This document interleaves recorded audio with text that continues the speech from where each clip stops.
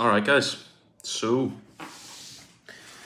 we're going to be going through in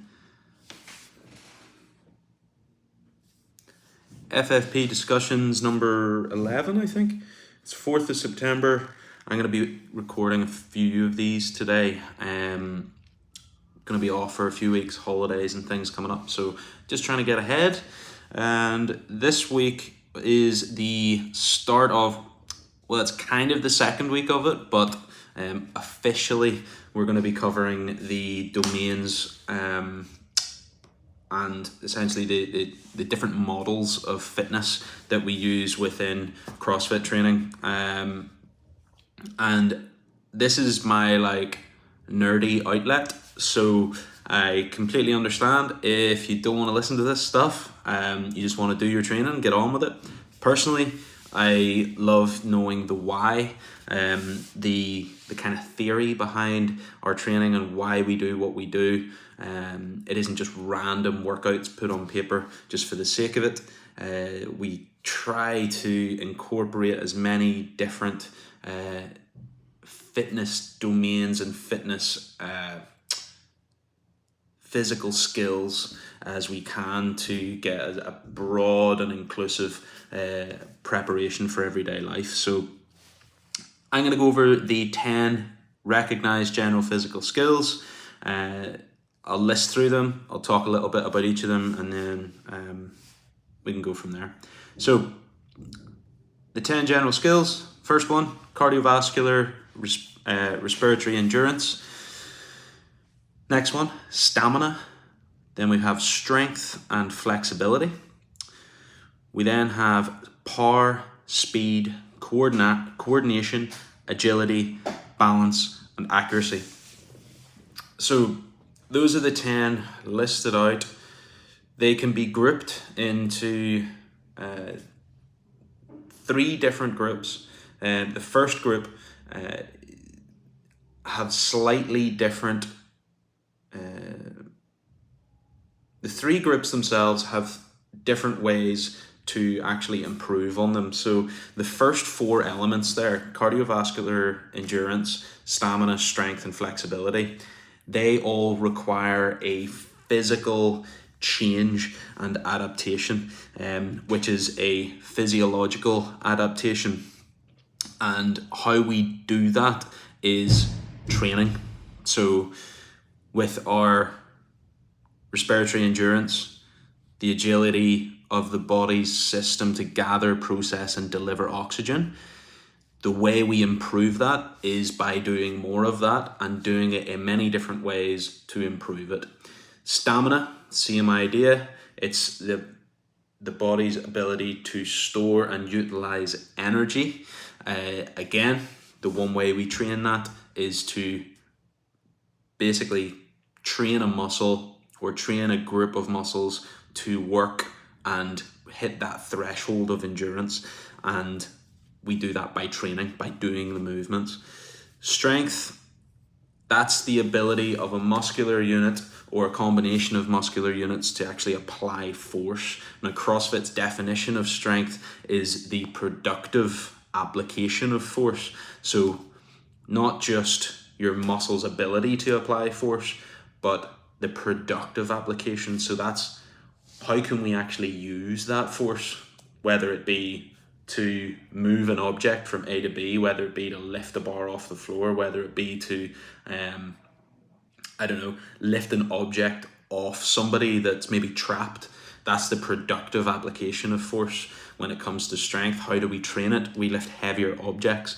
We have to actually change the structure of the human body by building muscle to improve strength. We then have flexibility, which is the ability to maximize range of motion about a joint. Again, how do we change that? We train in that range of motion, and we try to increase the range of motion at that joint. So those 4 things, they all require just training, doing the thing. I'm going to skip power and speed and move to the last 4: coordination, agility, balance, and accuracy. Coordination, the ability to combine several distinct movement patterns into a singular distinct movement. So if you think of a snatch, if you snatch or a clean or these movements that require multiple different movements one after the other, even the likes of a wall ball or the likes of a double under, you're having to, using the snatch as an example, you have to start off in your deadlift stance, stand the bar up off the floor. You then have to think about jumping and creating force through the legs. You're then thinking about getting a nice high pull and dropping and pressing underneath the bar to receive it overhead in a nice stable position. If that doesn't require coordination, I don't know what does. So that's your ability to combine all of those movement patterns into one movement. That is the snatch. Agility is the ability to minimize transition time from one movement pattern to the next. So your agility is changing direction. So again, if you think of like a burpee box jump over, you're onto the floor, you're up to your feet, you're all up onto the box, you're down onto the other side. It's how can we efficiently move from one piece to the next of that movement. And a lateral burpee is a really good explanation of that, or example of that. Balance, that's the ability to control the placement of your body's center of gravity in one space, and it essentially how you can stay put in relation to that support base, and that is your feet or your hands, for example, if you're upside down. So just balancing in one place. And then accuracy, the ability to control movement in a given direction at a given intensity. So your accuracy, for example, in a wall ball shot, it's probably the easiest example. Whenever you're fresh, you pick the ball up and you're feeling good, you're fresh, throw it up to the target, you're doing your squat, throw. When you're fresh, you can basically hit the target every time. Feels good, feels nice, you're in control of that.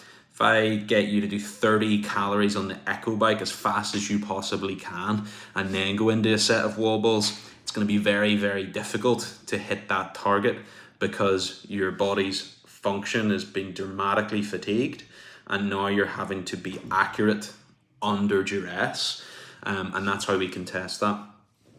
So those four, coordination, agility, balance, and accuracy, they can be trained through practice. Those are all skills, okay? Those are things that we can do through repetition. That doesn't necessarily require a change in the body and its physical or physiological structure. It requires you to practice and do the movement over and over and over again to become more comfortable with it and for it to become more automatic. So the first four: cardiovascular, respiratory endurance, stamina, strength, and flexibility, they require training.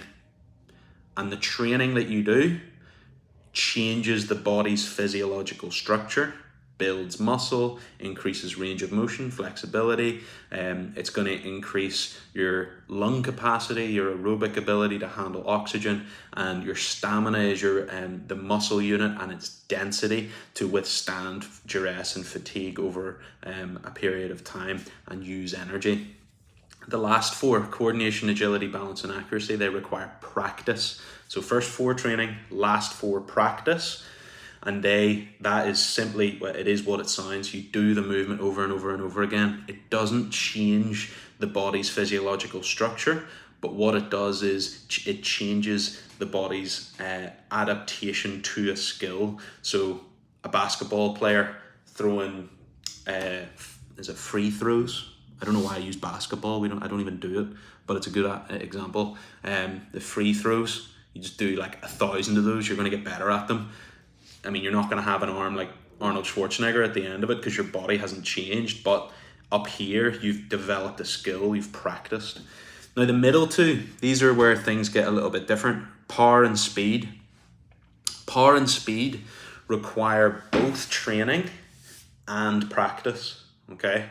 Training and practice. So power is the ability of a muscular unit or a combination of muscular units to apply maximum force in minimum time. So if we think about a let's think about the snatch is another good example here. The snatch, you have to produce maximum amount of power, which is going to take training, building up the strength, your body's ability to be flexible in those positions, but also produce a lot of force. But also what you're required to do is to do that in a minimal amount of time, and you have to be efficient in your movement, which requires practice. That requires training movement patterns so that you can express that power in as best a form as you can.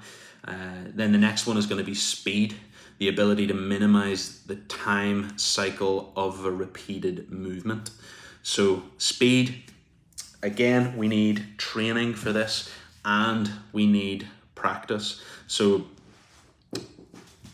those things are simply it's those 10 general physical skills are a great way to describe pretty much all of the physical adaptation we can get out of our training, and they can be grouped in some different ways. I hope you find that helpful today, guys.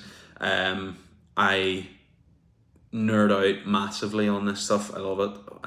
If you have any questions about any of those pieces, I would love to hear them. And I will be speaking to you soon. Bye.